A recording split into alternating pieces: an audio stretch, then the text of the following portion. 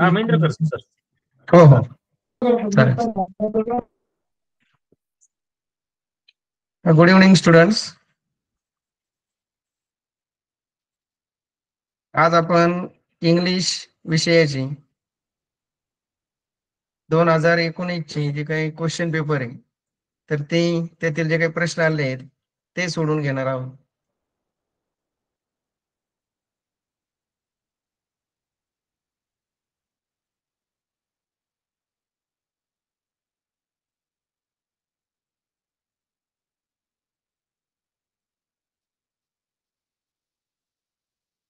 सुरुवातीलाच तुम्हाला जे काही प्रोज रायटिंग असतं, प्रोज कॉम्प्रिहेन्शन, त्यावरचे काही प्रश्न विचारलेले आहेत. तुमचा जो काही सिलेबस आहे किंवा जे काही स्कॉलरशिपचं पुस्तक आहे त्यामध्ये सुद्धा तुम्हाला जे काही पॅरेग्राफ दिलेले असतात आणि त्यावरचे जे प्रश्न असतात ते त्यांचे उत्तर तुम्हाला पॅरेग्राफ मध्ये शोधायचे असतात. आणि तसा पाहिला तर हा एक अतिशय सोपा असा प्रश्न असतो. तर या प्रश्नपत्रिकेमध्ये पहिले जे 2 प्रश्न आहेत तर हे दोन्ही प्रोज कॉम्प्रिहेन्शन वर आहेत. प्रोज कॉम्प्रिहेन्शन म्हणजे पॅरेग्राफ दिलेले आहेत तुम्हाला, त्याचं तुम्ही वाचन करायचं आणि त्यानंतर त्यावर आधारित जे काही प्रश्न आहेत त्यांची उत्तरं तुम्हाला यामध्ये शोधायची आहेत. तर सुरुवातीला मी हा जो पॅरेग्राफ आहे तो वाचतोय. Look at your palm and especially the tips of your fingers closely. You will see the lines on your fingers when it is printed on the paper. It is your fingerprint. तुमच्या जे काही तळहात आहे ते पहा किंवा जे काही तुमचे बोट जर तुम्ही बारकाईने पाहिलेत तर त्यावर काही रेषा तुम्हाला दिसून येतील. आणि ज्या वेळेला तुम्ही ते शाई लावून जर तुम्ही एखाद्या कागदावर छापले तर जे काही ठसे उमटतात त्याला काय म्हणायचं, फिंगरप्रिंट म्हणजे बोटांचे ठसे. इच पर्सन्स फिंगरप्रिंट इज युनिक. प्रत्येक जे काही व्यक्ती असतात तर प्रत्येकाचे हे वैशिष्ट्यपूर्ण असतात, वेगवेगळे असतात. There are millions of people in the world but each person has a different fingerprint. तर असे लाखो लोक आहेत या जगामध्ये, करोडो, तुम्हाला माहितच आहे सगळे. आणि यांचे सगळ्यांचे जे काही आहेत फिंगरप्रिंट हे सगळे कसे असतात, वेगवेगळे असतात. सगळ्यांचे बोटांचे ठसे हे वेगळे आहेत. Isn't it amazing. ही सगळी जे काही गोष्ट ही कशी आहे, आश्चर्यकारकच आहे. A cheat can copy your handwriting or your signature but he can't copy your fingerprint. आता जो काही फसवणारा व्यक्ती असेल तो काय करू शकेल, तुमच्यासारखीच एखाद्या वेळेस हँडरायटिंग, लिखाण वगैरे तो करू शकेल किंवा तुमच्यासारखी सही तो करू शकेल, पण तुमचं जे काही बोटांचे ठसे असतात त्याला मात्र ते कॉपी करता येत नाही, त्याची नक्कल करता येत नाही. It belongs to you alone. हे तुमचे स्वतःचे असतात. Even police can use them to catch thieves and criminals. Police सुद्धा काय करत असतात, याच साह्याने जे काही गुन्हेगार असतात, चोर असतात, त्यांचा शोध घेण्याचं काम करत असतात. What other things can you think of that are unique to each person. आणि अजूनही कोणत्या गोष्टी आहेत हे तुम्ही अजून त्यांनी विचारलाय प्रश्न शेवटी, अजून कोणत्या गोष्टी असतात ज्या वैशिष्ट्यपूर्ण असतात प्रत्येक व्यक्तीमध्ये, हा देखील शेवटी या उताराच्या शेवटी हा प्रश्न विचारण्यात आलेला आहे. तर अशा पद्धतीचा हा पॅरेग्राफ होता. हा सगळ्यांना चांगला समजला असेल.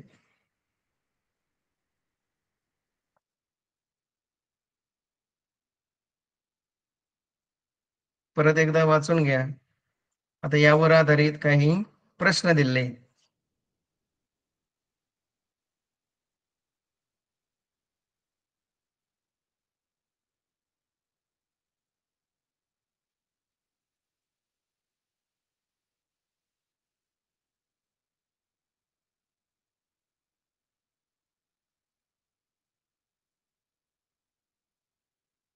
पहिला प्रश्न दिला इथे, चूज करेक्ट ऑप्शन आहे. Cheat can't copy your. Cheat म्हणजे जे काही फसवणारा व्यक्ती, तो तुमची कोणतीही गोष्ट कॉपी करू शकत नाही. तर याचे ऑप्शन दिले त्यांनी पाम, तळहात आहे, त्यानंतर हँडरायटिंग आहे, अजून फिंगरप्रिंट आणि सिग्नेचर. हा सगळा जो काही पॅरेग्राफ आहे तो सगळा आपण कशाविषयी पाहिलेला आहे? बोटांचे ठसे यावरच आधारित होता. आणि त्यावरून हे तुमच्या लक्षात आलं असेल, तो कोणतीही गोष्ट कॉपी करू शकत नाही. हे तुम्हाला एक्सप्लेन करताना देखील मी सांगितलं होतं. तर यामध्ये चोर हा तुमचे काय हँडरायटिंग किंवा सिग्नेचर असेल, सही असेल, ते कॉपी करू शकतो. पण तुमची जे काही फिंगरप्रिंट असते, बोटांचे ठसे, तो काही कॉपी करू शकत नाही. फिंगरप्रिंट हे प्रत्येक व्यक्तीसाठी वेगळे असतात आणि जन्मापासून मृत्यूपर्यंत ते काही बदलत नाही. म्हणून याचं योग्य जे उत्तर आहे, करेक्ट आन्सर काय आहे? फिंगरप्रिंट. याच्यावरचे जे काही प्रोज कॉम्प्रिहेन्शन असतं, तर यासाठी तुम्हाला जो उतारा दिलेला आहे तो व्यवस्थित समजावून घेणं आवश्यक असतं आणि त्यानुसार काय आहे, तुम्हाला त्यांची उत्तरही सापडू शकतील. यासाठी सगळ्यांनी आधी व्यवस्थित उतारा वाचून घ्यायचा.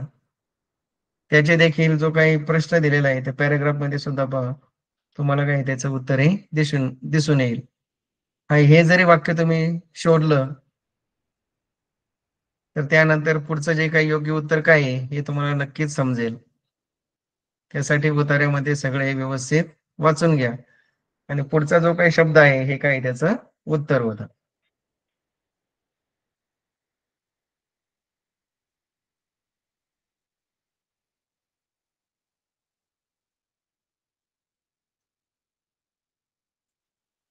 त्यानंतर सेकंड क्वेश्चन विचारलेला आहे यावर. दिस पॅसेज इज अबाउट पर्सन्स. हा पॅसेज हा जो उतारा होता सर्व तुम्ही ऐकलंय. याच्या पहिले जो काही प्रश्न घेतला आपण त्यामध्ये देखील मी तुम्हाला सांगितलंय आणि सगळ्यांचा लक्षात आला असेल हा उतारा नेमका कशावर आधारित आहे. त्याचे ऑप्शन होते फिंगरप्रिंट, दुसरं ऑप्शन होतं फूटप्रिंट, तिसरं होतं पेपर प्रिंट आणि चौथं आहे कलर प्रिंट.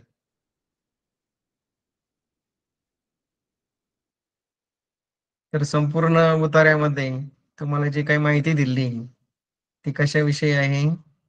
बोटांच्या ठशाविषयी, फिंगरप्रिंट.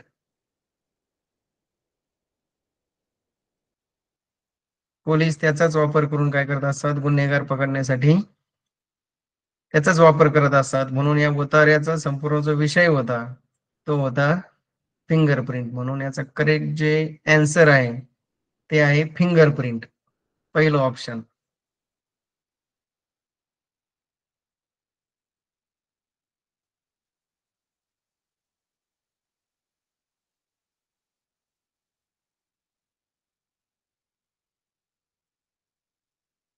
हा, तर पहिला जो उतारा दिला होता त्यावर दोनच प्रश्न होते.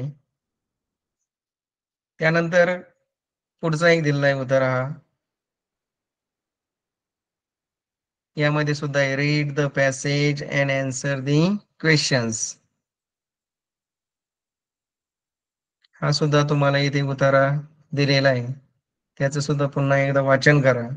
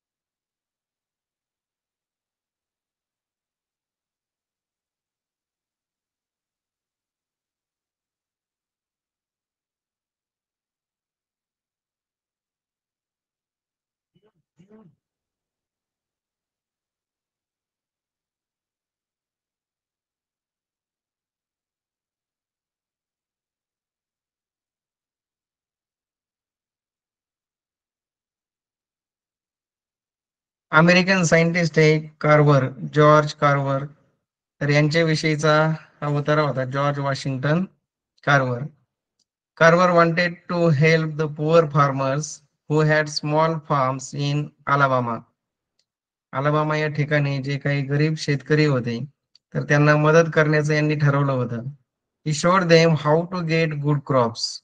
आणि त्यामध्ये त्यांनी चांगल्या प्रकारे तुम्ही पीक कसं मिळवू शकाल यासाठी त्यांना ज्या काही गोष्टी आहेत त्या त्यांनी करून दाखवल्या होत्या. This farmers grew plants like cotton because there was profit in it. आता तेथील हे जे काही शेतकरी होते हे सगळे काही मोठ्या प्रमाणात कापसाचंच पीक घ्यायचे, कारण त्यामध्ये त्यांना चांगला नफा मिळायचा.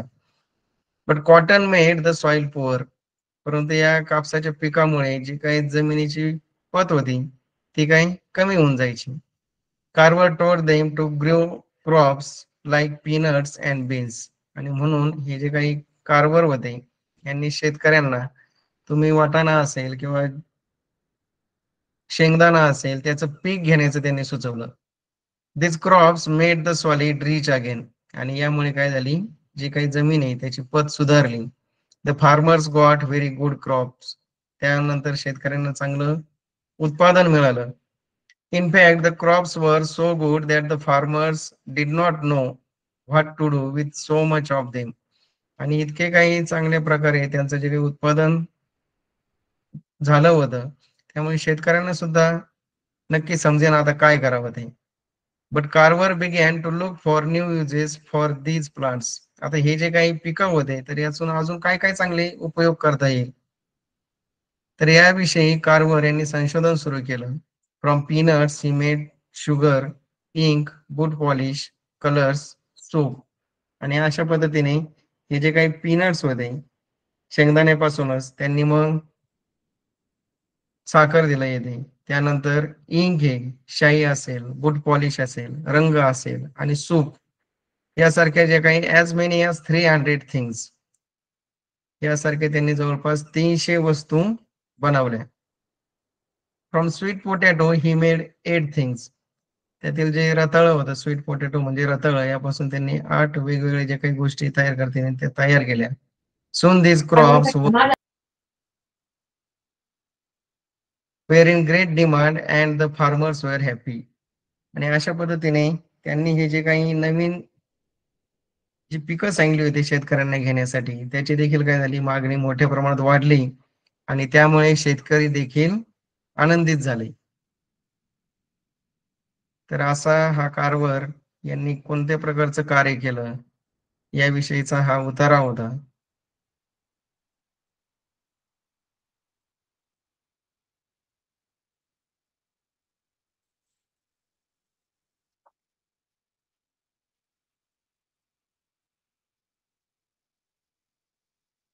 तर यावर आधारित प्रश्न आहे. पहिली रिकामी जागा पहा, वाचन करा म्हणजे तुम्हाला सापडेल. Dash dash made soil poor.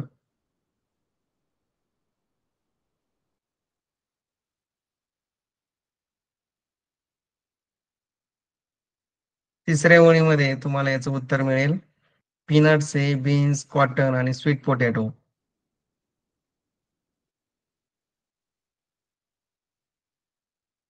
तर यामध्ये कॉटन, कापूस पिकल्यानंतर जमीन काय होऊन जायची, अशक्त म्हणजेच काय, तिचं पद जे आहे ते कमी होऊन जायचं आणि त्यानंतर ते भरपूर अशी त्याला पोषक द्रव्ये लागायची आणि त्यामुळे जमिनीची सुपीकता ही कमी व्हायची. कापसाच्या पिकाला काय पोषक द्रव्ये देखील भरपूर लागायची त्याची, त्यामुळे जमिनीची सुपीकता कमी होऊन जायची. शेंगदाणे आणि बीन्स यासारखे जे काही पिकं आहेत ते जमिनीमध्ये नायट्रोजन वाढवतात आणि म्हणून याचं जे काही योग्य उत्तर आहे ते आहे कॉटन.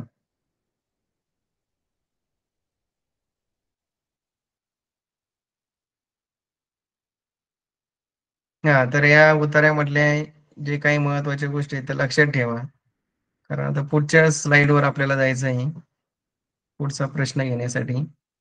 अजून एकदा वाचन करायचं असेल तर वाचून घ्या उतारा.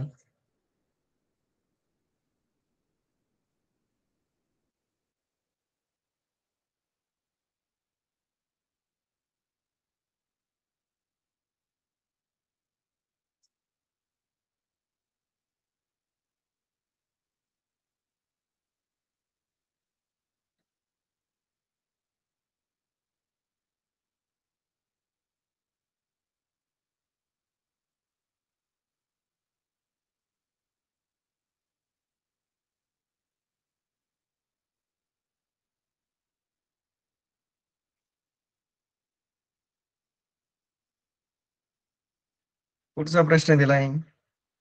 What did Carver show the farmers?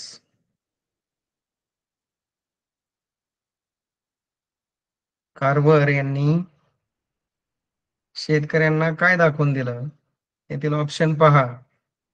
To grow crops like peanuts and beans, to look for new crops, to become happy आणि how to get good crops. या प्रश्नामधील हे शब्द पहा. Show the farmers.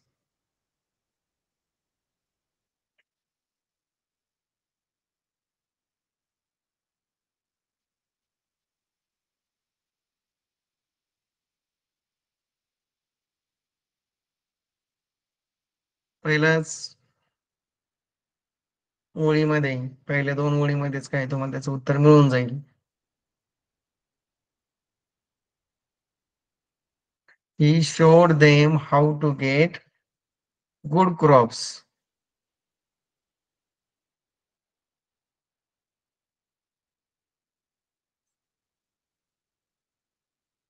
चांगल्या प्रकारे पिकाचं उत्पादन कसं घ्यायचं हे त्यांनी शेतकऱ्यांना दाखवून दिलं.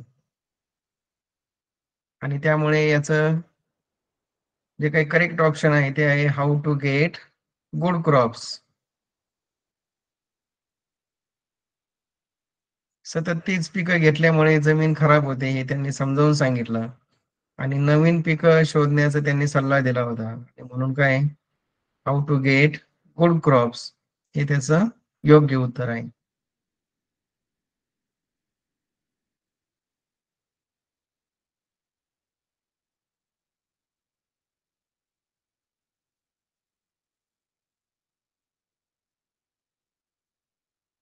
हे सुद्धा पॅराग्राफ मध्ये याचं उत्तर आलंय. How many things Carver made from sweet potato?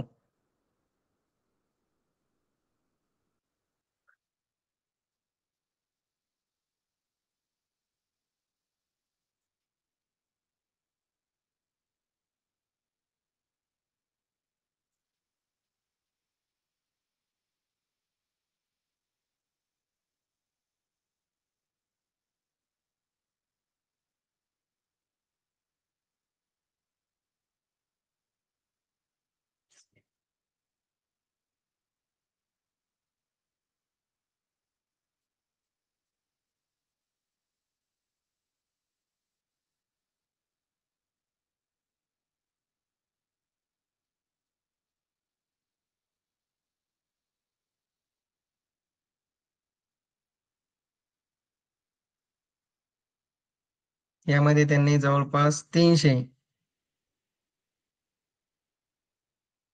वेगवेगळ्या वस्तू तयार केल्या असा उल्लेख आहे आणि म्हणून 300 हे त्याचं करेक्ट ऑप्शन आहे.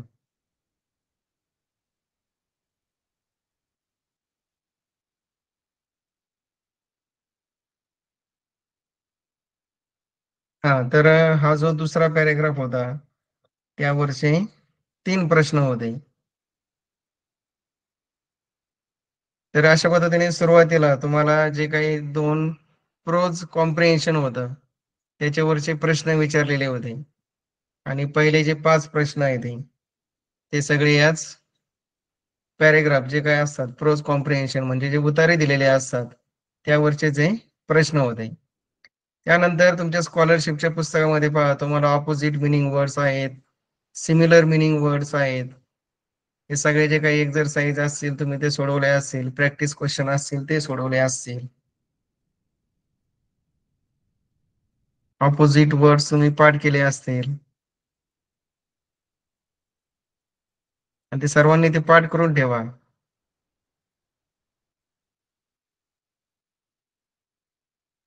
Hercules was brave and strong, but his enemy was dash dash and dash dash. आता यामध्ये जे काही 2 शब्द दिलेले आहेत, ब्रेव आणि स्ट्रॉंग, तर यांचे विरुद्धार्थी शब्द तुम्हाला शोधायला सांगितलेले आहेत. आणि खाली जे ऑप्शन दिलेले आहेत तर त्यामध्ये एक ब्रेवचा अपोजिट वर्ड आहे आणि एक स्ट्रॉंग या शब्दाचा. तर येथे हे जे काही 2 विरुद्धार्थी शब्द आहेत हे तुम्हाला शोधून येथे लिहायचे आहे. त्यासाठी उत्तरासाठी पर्याय दिले आहेत. पहिला आहे डेडली अँड डिफिकल्टी, त्यानंतर आहे स्ट्रेंथ अँड बिग, पुढचा आहे टिमिड आणि वीक, टिमिड अँड वीक, त्यानंतरचा आहे थिन अँड काइंड.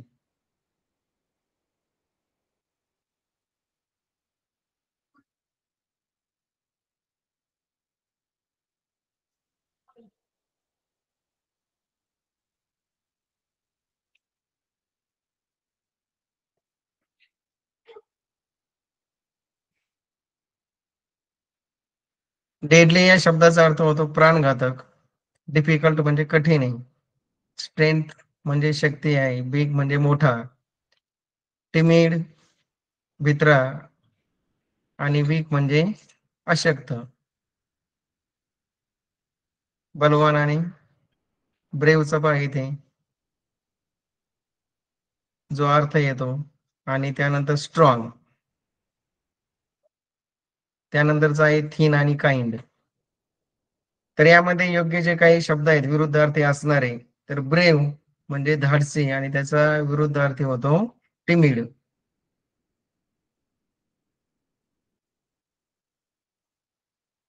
म्हणजे भित्रा, भॅड. त्यानंतर दुसरा जो शब्द आहे स्ट्रॉंग म्हणजे बलवान, त्याच्या विरुद्धार्थी होतो वीक, कमजोर. आणि म्हणून याचे जे योग्य पर्याय आहे तो पर्याय नंबर 3.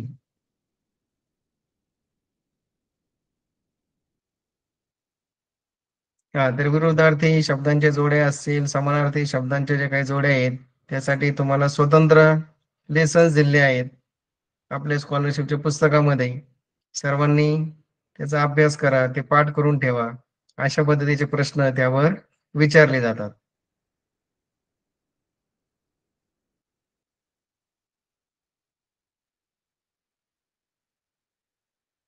त्यानंतर इथे एक वेब होती, यामध्ये आय, आय म्हणजे डोळे.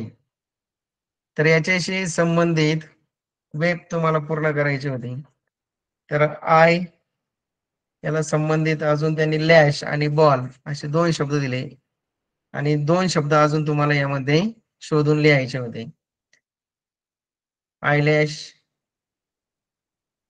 आणि आयबॉल. आता या व्यतिरिक्त अजून 2 शब्द कोणते असतील डोळ्याशी संबंधित? तर हे 4 ऑप्शन दिले आहेत इथे. लीड, ग्रे, ब्रो, आणि दुसरा अजून एक दिलेला आहे लीड.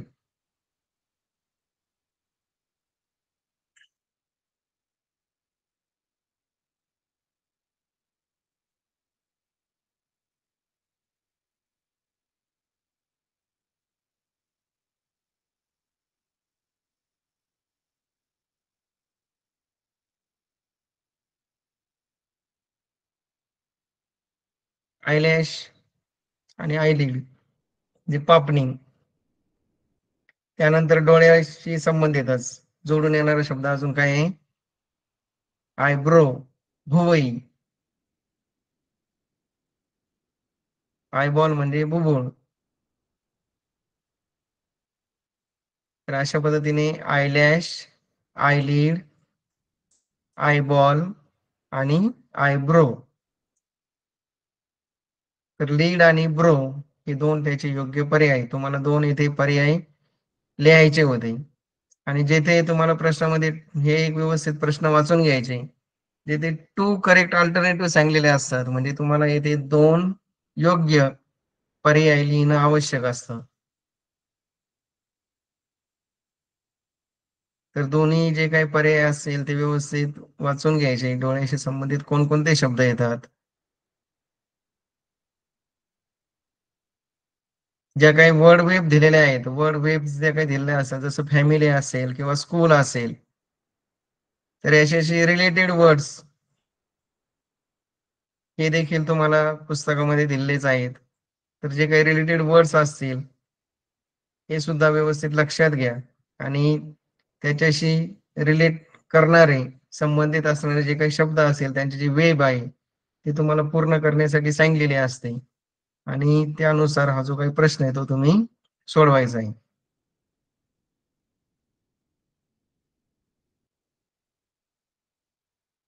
तर या प्रश्नाचे करेक्ट जे पर्याय आहे ते आय लीड आणि आय ग्रो.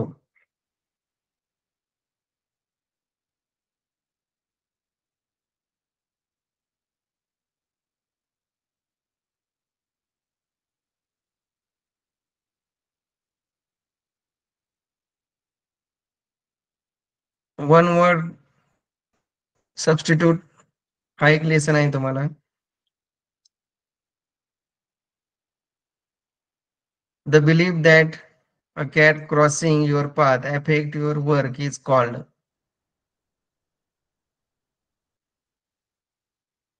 तर यासाठी कोणता योग्य शब्द येईल हे तुम्हाला इथे सांगायचं आहे. मांजरीने जर तुम्ही जात असताना रस्ता जर ती ओलांडत असेल तर अपशकुन होतो. तर अपशकुन होणे ही जी काही गोष्ट आहे त्याला काय म्हणायचं?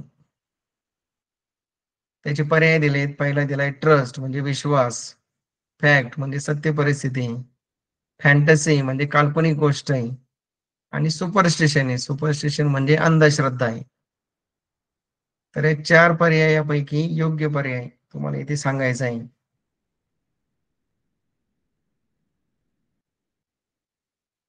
सुरुवातीचे जे काही व्होकॅब्युलरीचे लेसन आहेत, तर या लेसन्समध्ये तुम्हाला असे वन वर्ड सबस्टिट्यूट किंवा फाइंड द कॉन्टेक्चुअल मीनिंग आहे एक. तर असे हे जे काही लेसन आहेत, तर त्यावर आधारित हा प्रश्न होता.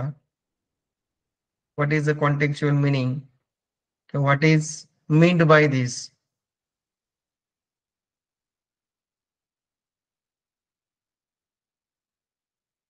हां, तर अशी ही जी काही गोष्ट असते, मांजरीने जर काही रस्ता पार करीत असेल, तुम्ही जात असताना, तर ती जी काही गोष्ट आहे, रस्ता ओलांडत असेल, तर अपशकुन होतो. ही जी काही गोष्ट आहे, तिला आपण काय म्हणतो? अंधश्रद्धा. अंधश्रद्धा म्हणजे काय? त्याची एक व्याख्या देखील दिली. तर्कशुद्ध कारण नसताना केलेला विश्वास म्हणजे अंधश्रद्धा. तर तुम्हाला सांगितल्याप्रमाणे जे काही कॉन्टेक्चुअल मीनिंग असलेले जे काही पहिले प्रकरण आहेत व्होकॅब्युलरीचे, तर त्यावर आधारित हे प्रश्न आहेत. आणि कॉन्टेक्चुअल मीनिंगचे जे काही लेसन आहे ते देखील व्यवस्थित समजून घ्या. त्यांचे अर्थ जे काही प्रश्न दिले आहेत ते व्यवस्थित समजून घ्या. म्हणजे तुम्हाला हे जे काही प्रश्न आहे ते सोडवणं सोपं जाईल.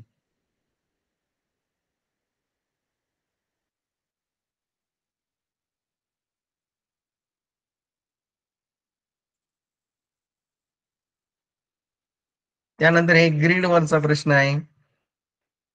ज्या काही ग्रीड्स तुम्हाला दिल्या आहेत, याचा देखील स्वतंत्र प्रश्न आहे आणि एक स्वतंत्र लेसन देखील यावर आधारित आहे. ग्रीड नावाचा GRID. तर त्यामध्ये तुम्हाला अशाच पद्धतीचे रिडल्स वगैरे असतील, शब्दकोडी ते स्वतंत्र लेसन आहे त्याचं एक आणि हा ग्रीडचा एक आहे. त्यामध्ये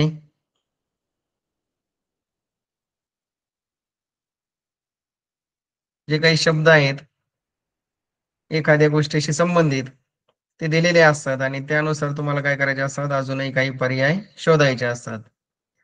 आता ही जे काही ग्रीड आहे यावर आधारित प्रश्न दिलेला आहे. Choose to correct alternative to complete set of words related to oil. Oil म्हणजे तेल आणि तेलाशी संबंधित इथे या ग्रीड मध्ये कोणकोणते शब्द आलेले आहेत हे तुम्हाला शोधायचे आहेत आणि सांगायचे आहेत. जसं आता पहिला शब्द याला इथे खून करून दिली, तो आहे कोकोनट.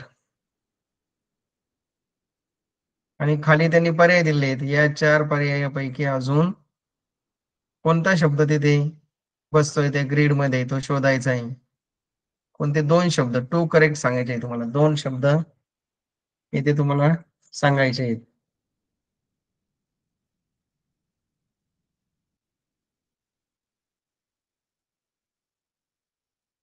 सगळ्यांनी पहा त्या ग्रीडचं ऑब्झर्वेशन करा.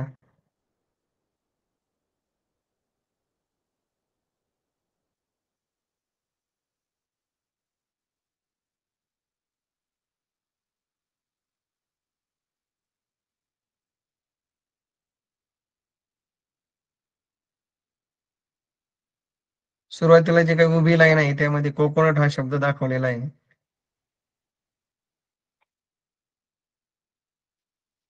त्यानंतर इकडे फक्त राईस हा शब्द दिसतो, राईस ब्रँड नाही दिसत.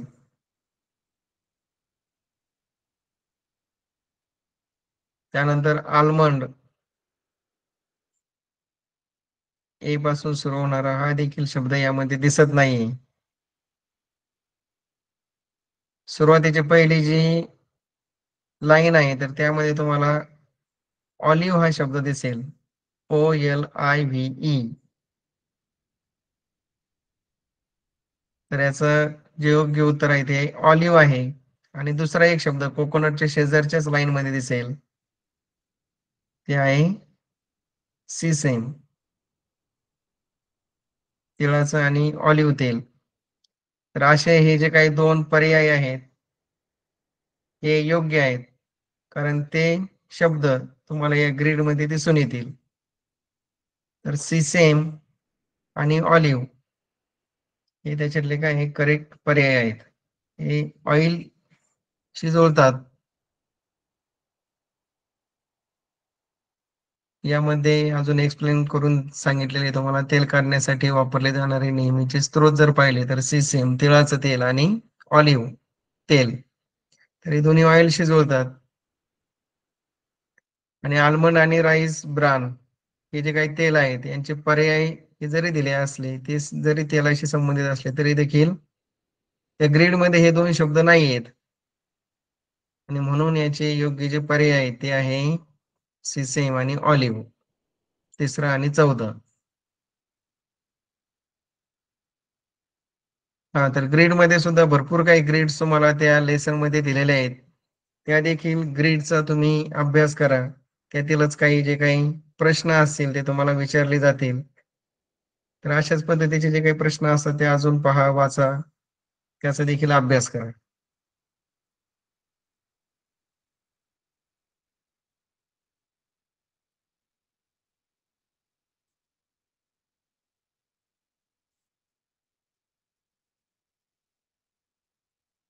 हा, यामध्ये सुरुवातीला Lilavati was fond of flowers असं वाक्य आहे. Lilavati was fond of flowers. She loves to watch the lovely lotus that stood straight in water. लीलावतीला काही फुलांची आवड होती आणि जे काही पाण्यामधील कमळाची फुलं होती ते पाहणं तिला आवडायचं. तर हे जे काही वाक्य आहे तर यामध्ये सुरुवातीला वॉज हा शब्द, पहिलं जे वाक्य यामध्ये आलेलं नाही ते, तर पहिले जे वाक्य होतं Lilavati was fond of flowers, त्या वाक्यानुसार तुम्हाला काय करायचं होतं, येथे जे क्रियापद दिलंय दुसऱ्या वाक्यामध्ये आलेलं तर ते क्रियापद बदलायचं आहे. तर पहिल्या वाक्यामध्ये वॉज हा शब्द आलेला आहे, म्हणजे हा जे पहिलं वाक्य आहे ते आहे पास्ट टेन्स मध्ये. इथे खाली दिलंय शी वॉज फॉन्ड ऑफ फ्लावर्स. तर वॉज हे भूतकाळामध्ये वापरलं जाणारं सहाय्यकारी क्रियापद आहे. आणि जर ते भूतकाळामध्ये वापरलं जात असेल त्यामुळे पुढचा देखील शब्द जो असेल पुढच्या वाक्यामधला तो देखील भूतकाळीच यायला पाहिजे. तिथे लव्ज हा शब्द आलेला आहे, तर लव्ज ऐवजी तिथे काय पाहिजे होता, भूतकाळामध्ये लव्ड हा शब्द तिथे योग्य होता. म्हणजे ह्या वाक्यामध्ये लव्ज हा शब्द चुकीचा आहे. पहिलं जे वाक्य she was fond of flowers, she loves, मग ते लव्ज ऐवजी तिथे लव्ड. भूतकाळी वाक्य असल्यामुळे ते क्रियापदाचं देखील भूतकाळी रूप वापरणं आवश्यक आहे. जर तिथे प्रेझेंट टेन्स मध्ये असतं लीलावती फॉन्ड इज जर असतं तर त्यानुसार काय तिथे तुम्ही लव्ज हे जे काही शब्द प्रयोग आहे तो बरोबर आला असता.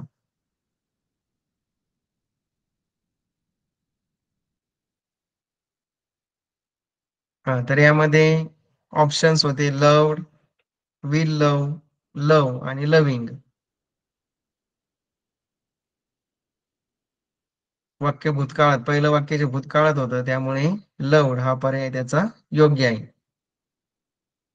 हे देखील टेन्स हा जो घटक आहे तुमचा, तर टेन्स या घटकामध्ये तुम्हाला असे जे काही प्रश्न आहेत हे विचारलेले आहेत.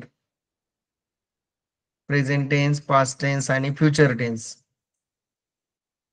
तर यावर आधारित जे काही प्रश्न आहेत त्यांचा देखील व्यवस्थित अभ्यास करा. टेन्सचा सगळ्यांना हाच बेस असतो इंग्लिश ग्रामरचा, आणि त्यामुळे सर्वांना टेन्स जर आले तर त्यामुळे तुमचं इंग्लिश चांगलं येतं अशा एक समज आहे. म्हणून काय, सर्वांनी टेन्सचा चांगला अभ्यास करा, आणि टेन्स जर आले तर तुम्हाला चांगलं इंग्लिश ग्रामर येईल किंवा इंग्लिश येईल असं देखील म्हटलं जात आहे. आणि टेन्सवर आधारित जो काही पूर्ण चॅप्टर आहे त्याचा सगळ्यांनी व्यवस्थित अभ्यास करा. हे असे जे काही शब्द येतात आणि त्याच बऱ्याच विद्यार्थ्यांना समजत नाही. इज कशात वापरायचं, वाच कशात वापरायचं, त्यासाठी जे काही हेल्पिंग वर्ब्स असतात, सहाय्यकारी क्रियापद, त्यांचा जो काही चार्ट आहे तो पहा. विल असेल, शॅल असेल, कोणत्या प्रोनाऊन नंतर कोणतं सहाय्यकारी क्रियापद वापरायचं हे देखील माहिती असणं आवश्यक आहे, आणि सगळ्या गोष्टी त्या टेन्स मध्ये दिलेल्या आहेत.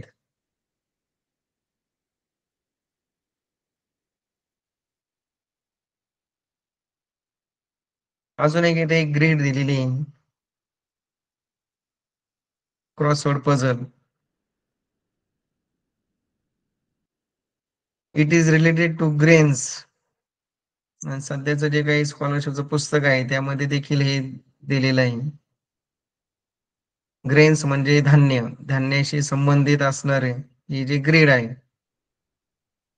बी पासून सुरू होणार पहा कोणता असेल धान्य, जे पासून सुरू होणार आणि डब्ल्यू पासून सुरू होणार. आणि या सगळ्यांच्या मध्ये एकच कॉमन अक्षर आहे, ते तुम्हाला इथे लिहायचं आहे.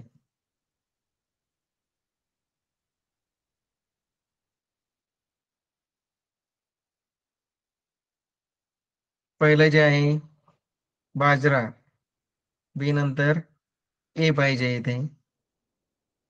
त्यानंतरचा आहे ज्वार, येथे सुद्धा JOWAR, येथे सुद्धा ए हे करेक्ट ऑप्शन आहे. आणि वीट आहे, वीट म्हणजे गहू, WHEAT, म्हणजे तीनही ठिकाणी एकच कॉमन अक्षर येत आहे, ते आहे ए. म्हणून याचा योग्य पर्याय ए आहे. बाजरा, ज्वार आणि वीट म्हणजे बाजरी, ज्वारी आणि गहू.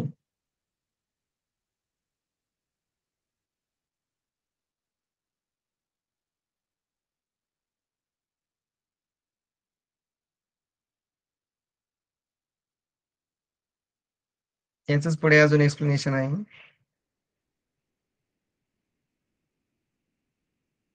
धान्यांची नावे पूर्ण करण्यासाठी जास्तीत जास्त या शब्दांमध्ये ए जर वापरला आपण तर ते तीनही शब्द योग्य बनतात. त्यामुळे ए हा काय त्याचा योग्य पर्याय आहे.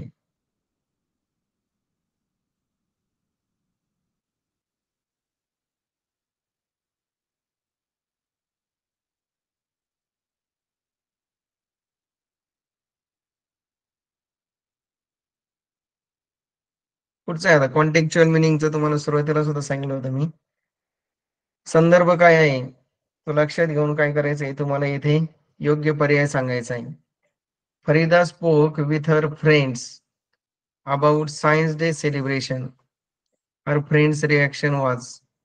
आता सायन्स डेचा जो काही प्रोग्राम होता त्याविषयी फरीदा तिच्या मित्र मैत्रिणीशी बोलली.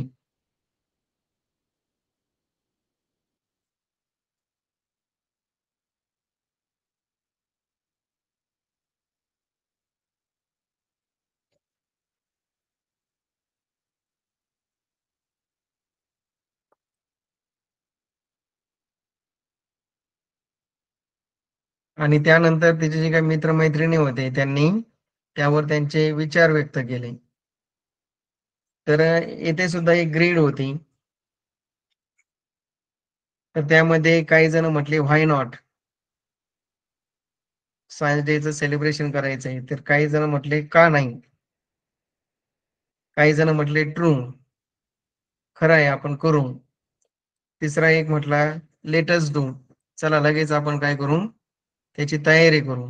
आणि त्यानंतरचा आहे यू आर राईट, तुझं म्हणणं बरोबर आहे. आपण काय केलं पाहिजे, जो काही विज्ञान दिवस आहे तो साजरा केला पाहिजे. तर हे सगळे जे काही तिचे मित्र मैत्रिणी यांचं जे काही बोलणं होतं, त्यावरून आपल्याला काय लक्षात आलं, हे डिसएग्री होते तिच्या ओपिनियनच्या बाबतीमध्ये. पहिला ऑप्शन दिलाय, सहमत नव्हते का. आता जे सगळे तुम्हाला ऑप्शन सांगितले त्यावरून तुम्हाला लक्षात आलं असेल. दुसरा जो ऑप्शन होता, ते सगळे सहमत होते, अग्रीड विथ फरीदाज ओपिनियन. तिसरा ऑप्शन दिलाय, अँग्री ऑन हर, काही तिच्यावर काही रागावलेत का. आणि चौथ्यामध्ये होतं शोड सॉरो, काही दुःख प्रकट केलं का. तर जे हे पर्याय दिले त्यांनी, जसे त्यांनी रिॲक्शन दिली, why not, let us do, true आणि यू आर राईट, तर यावरून सगळे हे फरीदाच्या जे काही बोलणं होतं त्याबाबत ते सगळे कसे होते, ऍग्री होते. म्हणजे सर्वांची तयारी होती, आपणही काय करायचा, तो दिवस साजरा करायचा. म्हणून ऍग्रीड विथ फरीदाज ओपिनियन हा याचा योग्य पर्याय आहे.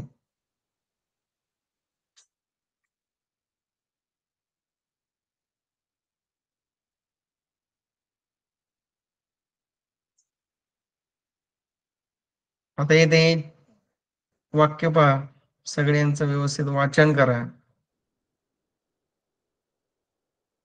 Types of sentences.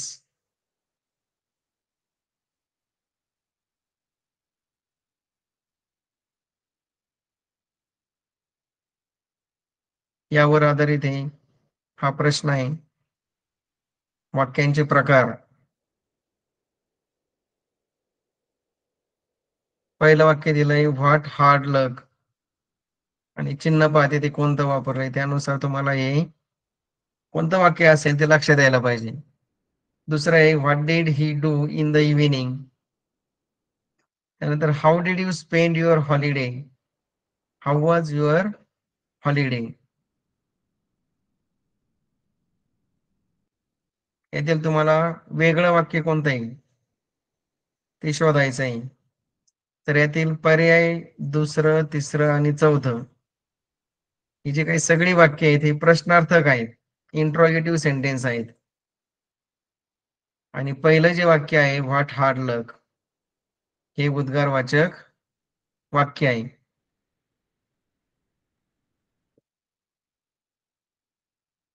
आणि म्हणून चिन्हानुसारच काय तुम्हाला हे वाक्य लक्षात येईल. तिन्ही प्रश्न आहेत आणि एकच उद्गारार्थी वाक्य आहे. म्हणून यातील ऑड सेंटेन्स आहे, व्हॉट हार्ड लक.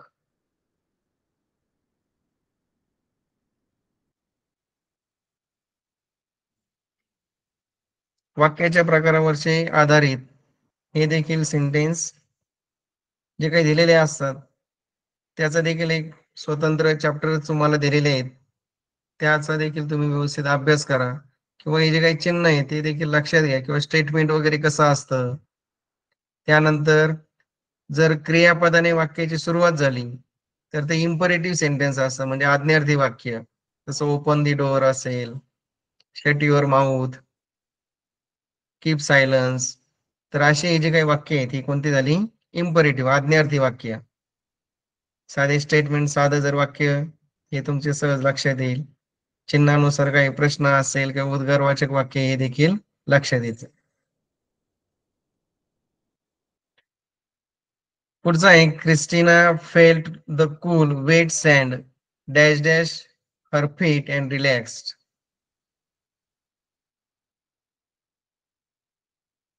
क्रिस्टिनाच्या पायाखाली थंड अशी आणि ओलसर वाळू होती. तिथे पाय ठेवल्यावर तिला एकदम रिलॅक्स्ड वाटलं, आरामदायक वाटलं तिला. तर येथे योग्य पर्याय कोणता येईल, बिहाइंड म्हणजे पाठीमागे. हे प्रिपोजिशन वर आधारित हा प्रश्न आहे, शब्दयोगी अव्यय.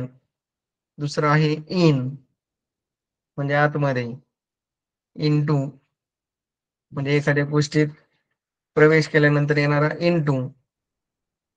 आणि बिनीथ म्हणजे खाली. तिला ते जे काही ओलसरपणा आहे तो कुठे जाणवला होता, पायाच्या खाली. म्हणून इथे योग्य जो पर्याय आहे तो आहे beneath, beneath her feet.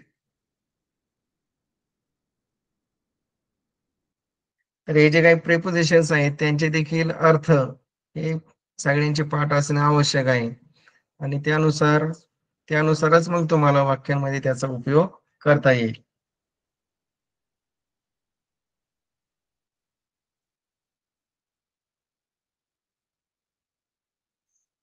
पुढचं आहे चूज द करेक्ट कंजंक्शन्स. हे काही कंजंक्शन आहेत त्यांचा इथे वापर करायचा आहे. And, but, or, because, if. सगळे जे काही पार्ट्स ऑफ स्पीच दिले आहेत उभयान्वयी अव्यय कंजंक्शन यावर देखील पूर्ण एक चॅप्टर आहे. त्यामध्ये noun, pronoun, verb, adverb, adjective, preposition, conjunction आणि इंटरजेक्शन या सगळ्याच गोष्टींवर तुम्हाला सविस्तर असे प्रश्न दिले आहेत. ते देखील सगळ्यांनी त्याचा अभ्यास करा. She stop running, she was tired. आता इथे योग्य तो कंजंक्शन तुम्हाला इथे वापरायला सांगितलेला आहे. तिने पळणं थांबवलं, धावणं थांबवलं, ती थकली होती. अशी 2 वाक्य आहेत. मग इथे कोणता शब्द येईल योग्य? कारण, बिकॉज.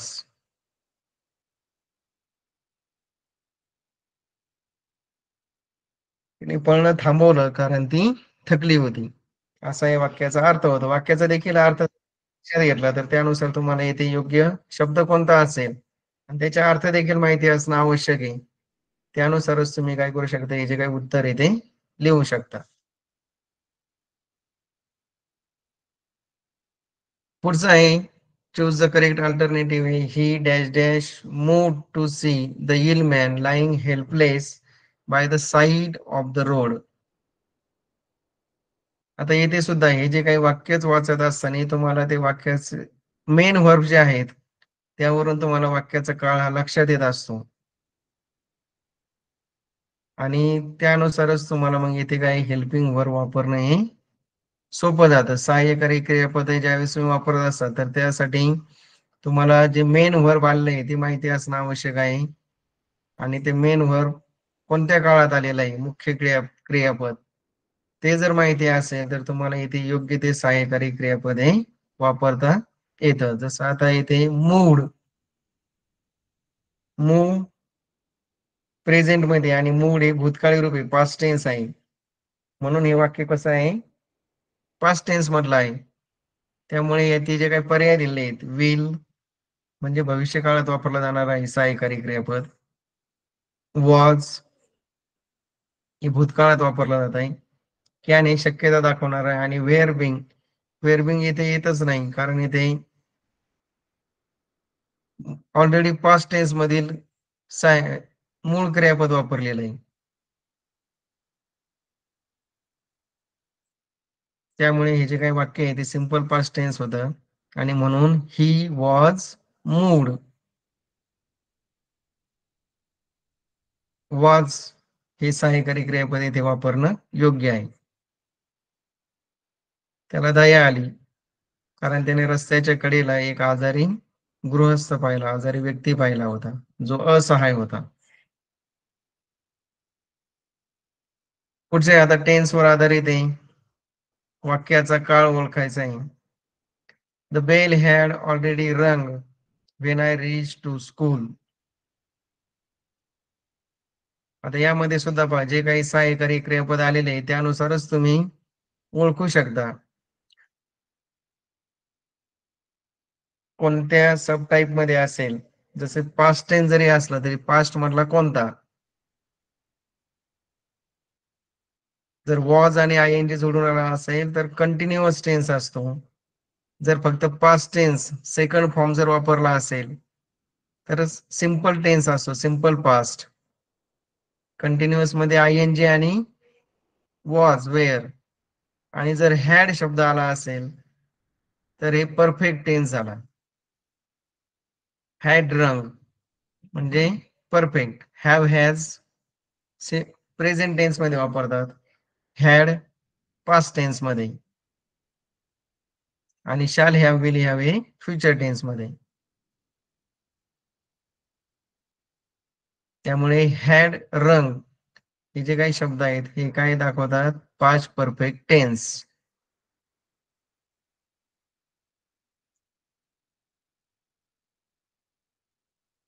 पुढचं आहे आता हे जे वाक्य दिलेलं आहे त्याच्याच अर्थाचा सारखा अर्थ असणारा त्याच्याच सारखा अर्थ असणारा वाक्य तुम्हाला इथे शोधायचं आहे. The prime minister is going to visit Australia next week. प्रधानमंत्री पुढच्या आठवड्यामध्ये ऑस्ट्रेलियाला जाणार आहेत.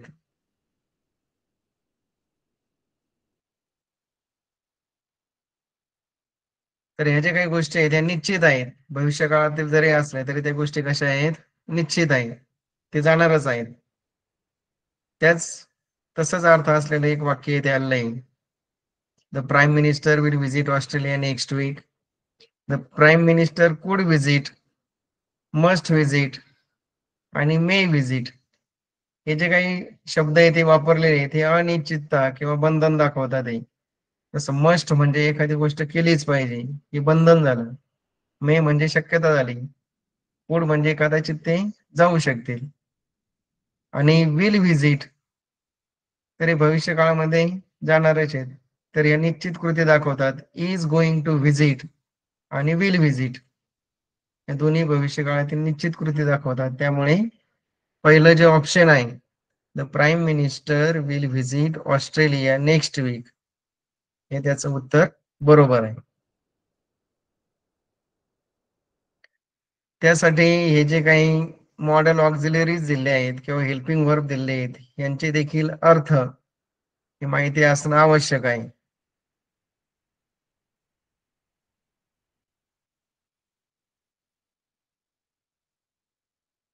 पुढचा आता डायरेक्ट इनडायरेक्ट स्पीच, प्रत्यक्ष आणि अप्रत्यक्ष कथन यावर आधारित प्रश्न आहेत. ग्रामरचे 3 लेसन तुम्हाला स्वतंत्र आहेत. चेंज द व्हॉइसचा आहे, इनडायरेक्ट स्पीच आणि डिग्रीजचा.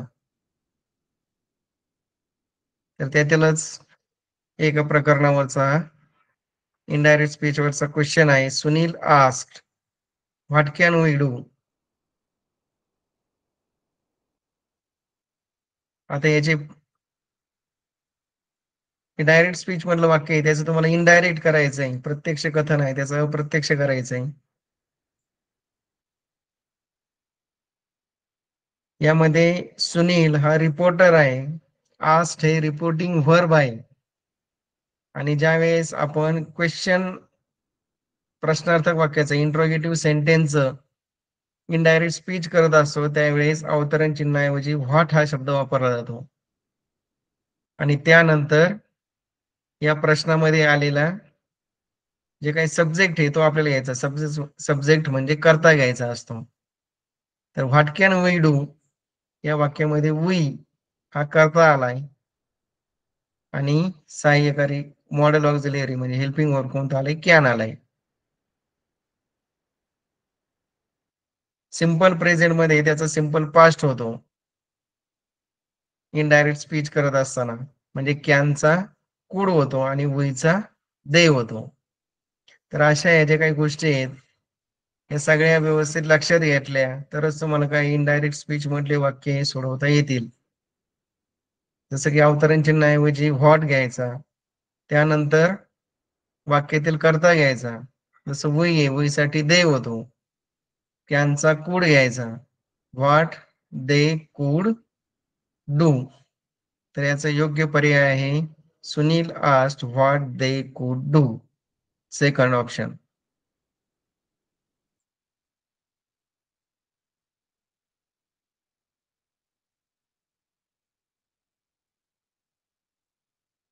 पुढे एक नोट दिलेली होती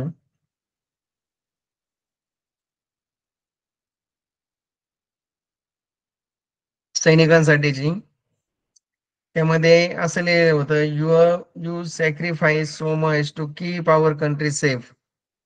आमचा देश सुरक्षित ठेवण्यासाठी तुम्ही प्राणांची आहुती देता, बलिदान करता. Thank you for your bravery. तुम्ही ज्या पद्धतीचं साहस दाखवता त्याबद्दल आम्ही आभारी आहोत. Thank you for your dedication and your service to our country. देशाची तुम्ही जे काही सेवा करतात, जे काही भक्तिभावाने मनापासून करतात, त्याबद्दल सुद्धा आम्ही आभारी आहोत. You all are our heroes. Once again thank you to you all. आणि तुम्ही काय आहे तर आमचे सर्वांचेच आदर्श आहात आणि तुम्हा सर्वांचे पुन्हा एकदा धन्यवाद. तर ही जी काही नोट होती ही ऐकून सैनिकांप्रती व्यक्त केलेली जी काही भावना होत्या, तर यातून तुम्हाला काय दिसतंय? ते इन्व्हिटेशन आहे, परमिशन आहे, थँक्स गिव्हिंग आहे की रिक्वेस्ट आहे? हे तुम्हाला इथे सांगायचं आहे. तर यातून आपल्याला काय दिसतंय? आभार प्रदर्शनी म्हणजेच थँक्स गिव्हिंग हा त्याचा योग्य पर्याय आहे. पुढे form the sentence of superlative degree the most precious gold metal. ही शब्दांचा जो काही क्रम आहे तो त्यांनी चुकीचा दिलाय. तर यातून तुम्हाला सुपरलेटिव्ह डिग्री मधील वाक्य तयार करायचं आहे. तर यातील पहिला शब्द कोणता येईल? तर गोल्ड हा शब्द सुरुवातीला यायला पाहिजे. Gold is the most precious metal. वरती हे जे काही वाक्य आहे त्यातील जे काही शब्द दिले आहेत त्यांचाच क्रम व्यवस्थित लावून तुम्हाला काय करायचं होतं, इथे वाक्यरचना करायची सुपरलेटिव्ह डिग्री मधले. तर सुपरलेटिव्ह डिग्री मध्ये द मोस्ट आणि त्याच्या बरोबर ऍडजेक्टिव्ह वापरायचा असतो, म्हणजे द मोस्ट प्रेशियस. आणि सुरुवातीला गोल्ड हा शब्द येईल. Gold is the most precious metal.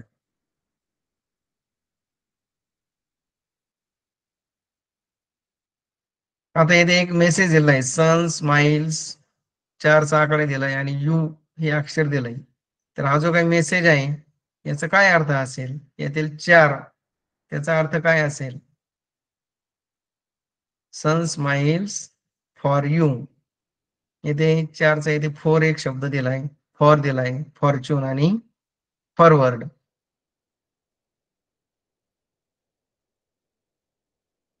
तर या SMS मध्ये फोर याचा फॉर फॉरचा तो शॉर्टकट इथे वापरलेला आहे, फॉर यू. हे फॉर आणि यू यावर सुद्धा तुम्हाला स्वतंत्र चॅप्टर आहे, SMS लँग्वेज. त्यामध्ये सर्व तुम्हाला दिलेले आहे. कोणते अक्षर, कोणते अंक, कोणत्या शब्दासाठी वापरले जातात हे सगळ्या गोष्टी तुम्हाला त्यामध्ये दिलेल्या आहेत. पुढे choose two options related with the given slogan. Books are our best friend, read, lead, succeed. Today a reader, tomorrow a leader. Books train your mind. आता हे सगळं जे काही पुस्तकांच्या बाबतीमध्ये दिलेली जी काही 4 वाक्य होती त्यातून तुम्हाला नेमकं काय समजलं? तर असे 2 तुम्हाला काय करायचे आहेत, त्याचे पर्याय इथे सांगायचे आहेत. या सगळ्या ज्या काही गोष्टीतून तुम्हाला काय समजलंय? पुस्तकं आपले चांगले मित्र आहेत. वाचा. तुम्हीच काय पुढे नेतृत्व कराल, यशस्वी व्हाल. आजचे जे तुम्ही वाचक असाल तर पुढे भविष्यामध्ये नेते बनाल. आणि पुस्तकांमुळेच काय तुमचं जे काही मन आहे त्याला चालना मिळते.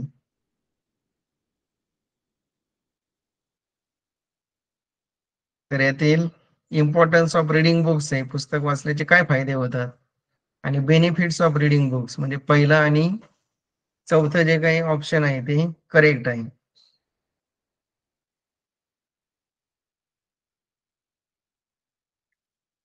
त्यानंतर पुढचा होता एक कन्व्हर्सेशन दिलेले आहे. हे सुद्धा तुम्हाला स्वतंत्र चॅप्टर आहे. डायलॉग पूर्ण करायचे असतात. स्टुडंट विद्यार्थी विचारतो येथे, can you dash dash me the Oxford dictionary. आणि librarian says sorry it's dash dash to someone.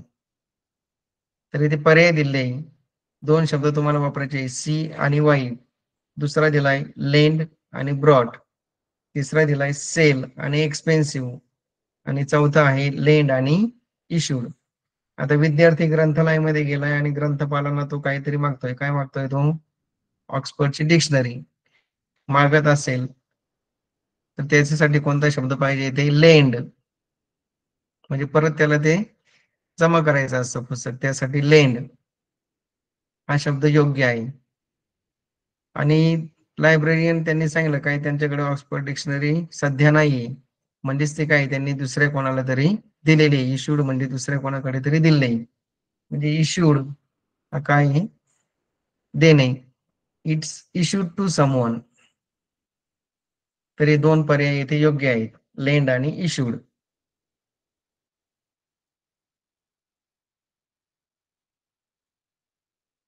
आता यामध्ये सुद्धा एक बलून असलेला प्रश्न होता, फाइंड द ऑड बलून आहेत. तर हे 4 शब्द आहेत त्यामध्ये दिले. पहिला स्विमर आहे, स्कुबा डायव्हर आहे, त्यानंतर ऍस्ट्रॉनॉट आणि सेलर. तर यातील ऑड शब्द कोणता आलेला आहे? तर स्विमर, स्क्युबा डायव्हर आणि सेलर हे सगळे समुद्राशी किंवा पाण्याशी संबंधित आहेत. आणि ऍस्ट्रॉनॉट जो आहे तो सगळं काही अंतराळामध्ये काम करणार आहे, म्हणून ऍस्ट्रॉनॉट हा या गटातील वेगळा शब्द आहे. तर अशा पद्धतीने हे इंग्रजीचे तुम्हाला 25 प्रश्न हे विचारले जात असतात. आणि जर व्यवस्थित तुम्ही अभ्यास केला तर इंग्लिशचे तुम्हाला 25 पैकी 25 मार्क हे मिळू शकतात. सोपे प्रश्न आहेत. सर्वांनी जे काही तुम्हाला एक्झरसाइज दिले आहेत, प्रॅक्टिस क्वेश्चन दिलेले आहेत, त्यांचा अजून चांगला सराव करा, म्हणजे तुम्हाला हे सगळं जे काही सोडवणं आहे ते सोपं जाईल. थँक्यू. आहेत का सैंदाने सर? हा, आज महेंद्रकर सरांनी इंग्रजी विषयाची 1 ते 25 प्रश्नांची तयारी करून घेतली. सोप्या भाषेमध्ये सगळं समजावून सांगितलं. आदरणीय महेंद्रकर सर, खूप खूप धन्यवाद. आणि आजची तासिका या ठिकाणी संपतीये. थँक्यू. Thank you sir.